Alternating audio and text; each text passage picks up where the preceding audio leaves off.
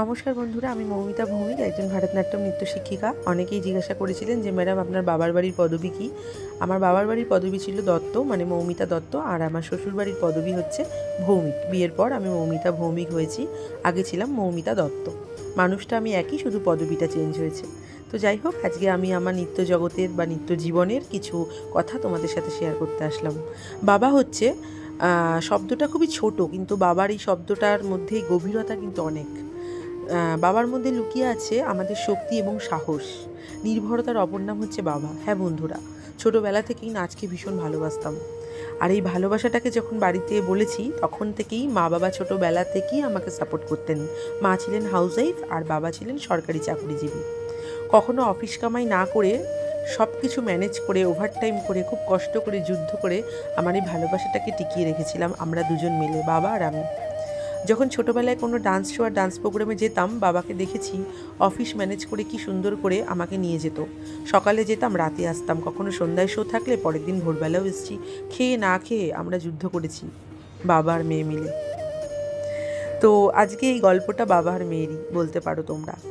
তো একটা কথা বলি, যখন ছোটোবেলায় আমি অনুষ্ঠান করতে যেতাম, বাবা আমাকে জুয়েলারি থেকে শুরু করে, কস্টিউম পরানো থেকে শুরু করে, ঘুঙুর পরিয়ে দেওয়া থেকে শুরু করে সবটাই বাবা করতেন। আবার যখন পারফর্ম করে টায়ার্ড হয়ে যখন আসতাম, গ্রিন রুমে বসতাম, তখন আবার ঘুঙুরটা সে খুলেও দিত।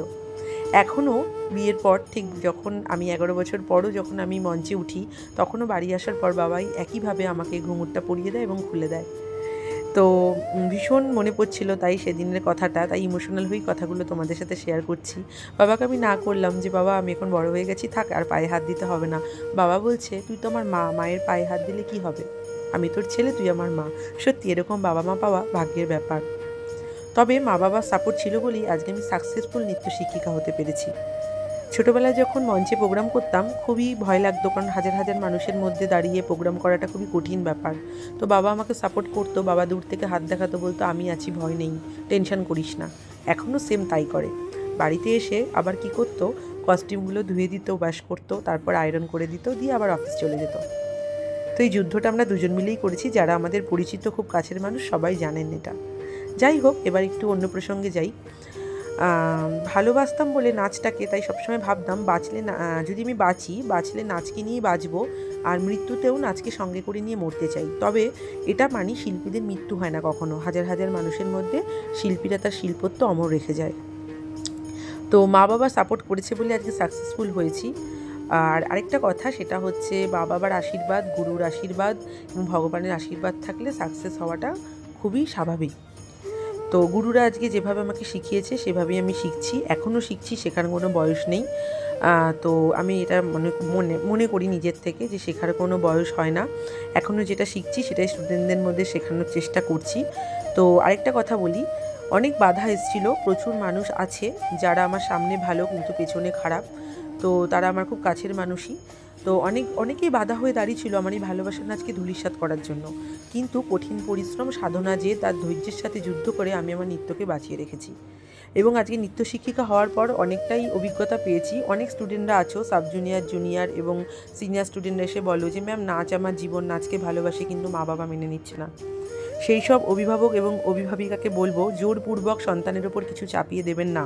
তাদেরও স্বাধীনতা আছে। পড়াশোনা করেই যে বড় হতে হবে এমন কোনো কথা নেই। এক্সট্রা ক্যারিকুলাম অ্যাক্টিভিটিসের মধ্যেও কিন্তু আপনার সন্তান বড় হতে পারে। শাস্ত্রীয় নৃত্যকে বাঁচিয়ে রাখুন, তাদের শিখতে দিন, তাতে ভবিষ্যতে কিন্তু এরাই কিন্তু আমাদেরকে অনেক উচ্চ জায়গায় নিয়ে যাবে। তো আরেকটা কথা বলি, সেটা হচ্ছে পড়াশোনার জন্য কখনো নাচের ক্ষতি হয় না, নাচের জন্য কখনো পড়াশোনার ক্ষতি হয় না। ঠিক আছে, এটা কিন্তু বলে অশিক্ষিতের প্রমাণ দেবেন না। আর যারা হাউসওয়াইফ আছো, তারা অনেকেই বলেছো ম্যাম তোমাকে দেখি ইন্সপায়ার হচ্ছি, তারা আজকে তাদের ছোটো ছোটো স্বপ্নগুলো পূরণ করছো, আমার কাছে শিখছো, অ্যাডমিশন নিচ্ছ হাউসওয়াইফরা। তো তাদের জন্য অনেক শুভেচ্ছা রইল। তোমরা পরিশ্রম করো, নাচকে ভালোবাসো, এভাবে এগিয়ে যাও, বড় হও। আমি এটাই চাই, যে স্বপ্নটা তোমাদের ছোটোবেলায় পরিপূর্ণ করতে পারোনি সেটা এখন করো, আমি তোমাদের পাশে আছি। আর অন্যান্য গার্জেনদের বলবো, আপনারা সন্তানদের যেটা সন্তানরা চাইছে সেটাই করুন, তাদেরকে সাপোর্ট করুন, মানসিক হ্যারাসমেন্ট করবেন না, তাদের ভালোবাসাকে এইভাবে কেড়ে নেবেন না। নাচ একটা অন্য জিনিস, নাচ করলে শুধু যে নাচ করছে তা না, সুস্থ থাকা যায়, ভালো থাকা যায়, সুন্দর থাকা যায়। শাস্ত্রীয় নৃত্যকে তুলে ধরুন, এরাই কিন্তু আমাদের আগামীর ভবিষ্যৎ। তো সবাইকে রিকোয়েস্ট করব, সব স্টুডেন্টদের আমাদের, এবং যারা আমার সাথে কন্ট্যাক্ট করো অনলাইনে ক্লাস করার জন্য তাদেরকেও বলবো, নাচ যদি কেউ ভালোবেসে করতে চাও তবেই অ্যাডমিশন হও। লোক দেখানোর জন্য নাচ করতে এসো না। নাচকে ভালোবাসো, সাধনা করো, ভালোবাসো, ঈশ্বরকে ডাকো, ভালো থাকো, এটাই চাই।